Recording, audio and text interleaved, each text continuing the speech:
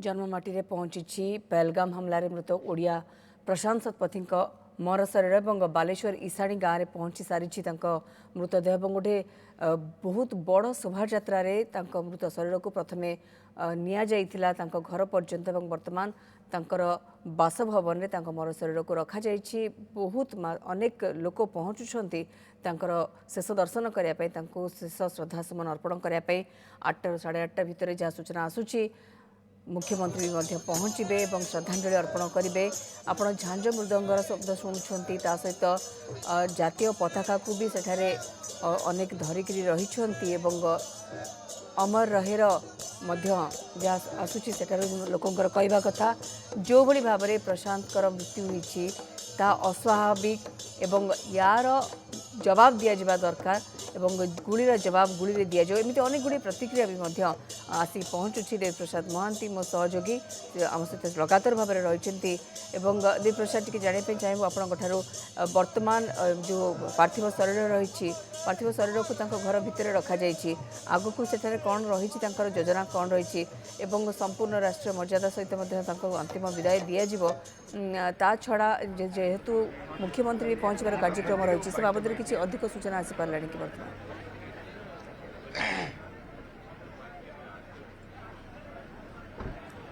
जहाँ आनुष्ठानिक भाव में कहुई कि मुख्यमंत्री 8टा 5 आसी पहुंचुं किंतु सबकि निर्भर कर स्थानीय बासिंदा जी प्रशांत सह जोड़ी हो रही से व्यक्ति प्रतिक्रिया नवा पाखापाखि 3 दिन हो गला ग्रामवासी अपेक्षा रही आक्रोश भी भितर रही शुणु ये एक दुख परिवेश भितर शोकाकूल परिवेश भितर रेमुणा निर्वाचन मंडली मो निर्वाचन मंडली जड़े योग्यतम संतान को आज हरिले जी बुलापी जाते आतंकवादी माने आखि बुझा जो गुलीचालना कले ये हूँ आम समग्र देशपाई आज एक शोक दिवस ओडिशार एकमात्र प्रशांत शतपथी बापा जी मृत्युंजय शतपथी सी हूँ मोर बड़ भाई थे राजनीति जीवन में दीर्घ 30 वर्ष धरी सहित आंदोलन करूँ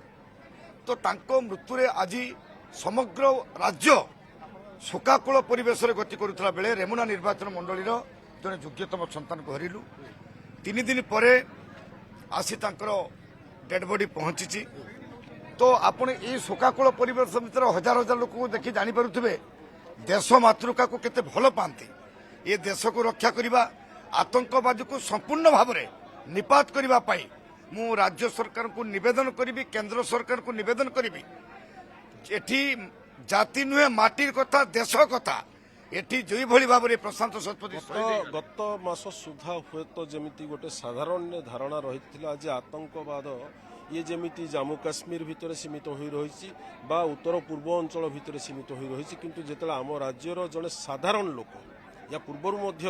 आमे देखी जो माने सामरिक क्षेत्र रही शहीद होती जड़े साधारण लोक जड़े पर्यटक हिसाब से सी आतंकवाद शिकार होती बोध हुए आज राज्यवासी यहाँ हृदबोध हो आतंकवाद केते भयंकर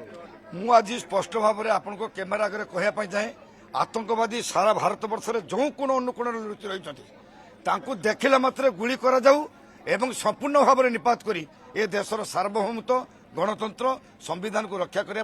भारत सरकार राज्य सरकार एवं साधारण लोक तत्परता सहित एटा प्रकाश करतु एटा मु आज जनसाधारण पाखे कहबी परिवार वर्ग प्रति मु समवेदना प्रकाश करने सह आशा करी एभली घटना पुनरावृत्ति न हो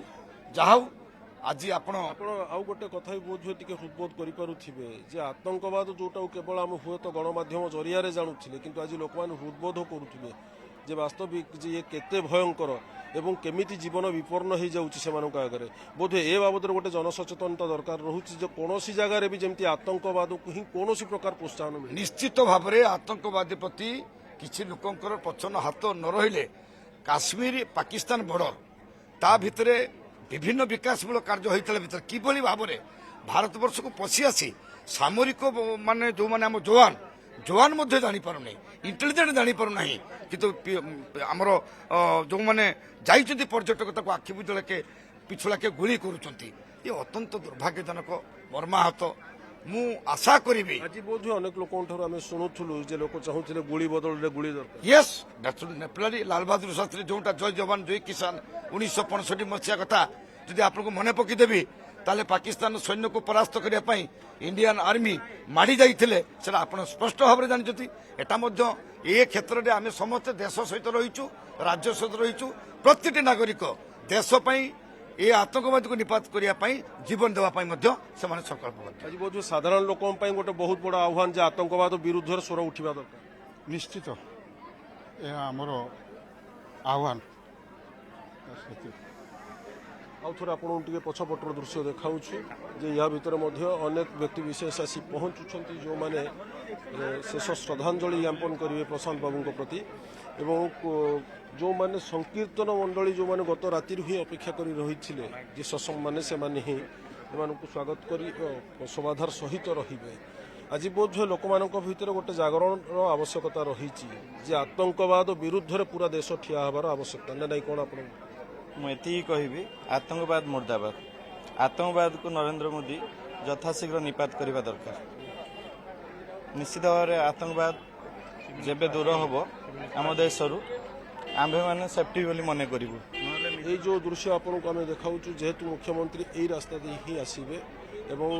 এখানে মধ্যে অনতি দূরের গোটে হেলিপ্যাডর ব্যবস্থা হয়েছে 8:05 তাঁর ওহ্লাইবার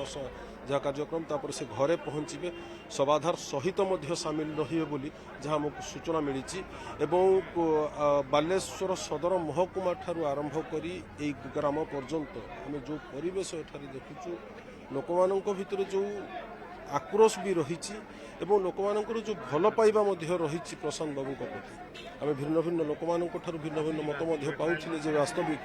ସିଏ ତାଙ୍କର ଲୋକ ସମ୍ପର୍କ କେତେ ସୁଦୃଢ଼ ଥିଲା ଏବଂ ଲୋକମାନେ କେଉଁ ରକମର ଭଲ ପାଉଥିଲେ ଏବଂ ତା ସହିତ ଆପଣଙ୍କୁ ଟିକେ ତାଙ୍କ ଘର ପଟର ପୁଣି ଥରେ ଦୃଶ୍ୟ ଦେଖାଉଛୁ ଯେ ଯେତିକି ସଂଖ୍ୟକ ଏଠାରେ ମହିଳାମାନେ ଗାଁର ସାଧାରଣ ଲୋକମାନେ ଆସି ଏକାଠି ହୋଇଯାଇଛନ୍ତି ତାହା ହିଁ ପ୍ରମାଣିତ କରୁଛି ଯେ ପରିବାର ପ୍ରତି କେମିତି ଅଞ୍ଚଳର ସମବେଦନା ରହିଛି এই ତାଙ୍କର ପ୍ରତ୍ୟେକଟି ଯେଉଁ ସଦସ୍ୟ ରହିଛନ୍ତି ସେମାନଙ୍କ ପ୍ରତି କେମିତି ଲୋକମାନଙ୍କର ସହଯୋଗ ରହିଛି ଯାହା ଆମର ଓଡ଼ିଆ ଚଳଣି ରହିଛି ଯେ ଲୋକଙ୍କର ଯେତେବେଳେ ଅସୁବିଧା ସମୟରେ ଜ୍ଞାତି କୁଟୁମ୍ବ ହୁଅନ୍ତୁ ପଡ଼ିଶା ହୁଅନ୍ତୁ ସାହି ଗ୍ରାମବାସୀ ହୁଅନ୍ତୁ ବା ଅଞ୍ଚଳବାସୀ ହୁଅନ୍ତୁ ଏମାନେ ଯେଉଁ ଶଙ୍ଖୁଳିବାକୁ ଆସନ୍ତି ତାହା ହିଁ ହେଉଛି ବାସ୍ତବିକ ଆମମାନଙ୍କର ଯେଉଁ ଏକତାର ଗୋଟେ ବହୁତ ବଡ଼ ପରିଚୟ କିନ୍ତୁ ତା ବ୍ୟତୀତ ମଧ୍ୟ बिल्कुल आउ किछि समय अपेक्षा रही 8:05 रे मुख्यमंत्री मोहन चरण माझी आसी पहुंचबार जहाँ सूचना आसूची एवं से नहीं भी आम प्रस्तुति को देखुंट जो अस्थायी हेलीपैड रही है आसिक पहुंचे बोली जहाँ सूचना आसूची सवाधार सहित निजे रहिबे मुख्यमंत्री एवं श्रद्धांजलि अर्पण करेंगे बोली जहाँ सूचना आसूची ता सहित